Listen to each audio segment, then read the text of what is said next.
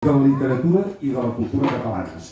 Això diu molt a favor seu, vol dir que és tan treballador com discret, però diu molt poc a favor del país, que som una colla de miops. Per tant, espero que aquesta segona joventut que t'espera serveixi perquè el país s'adoni de la immensa vàlua de la seva obra. I en aquest sentit, jo soc conscient que una part del que has escrit s'adreçava a públics molt particulars, estudiosos, públic local, però hi ha també una bona part de la seva obra que s'adreça a tothom.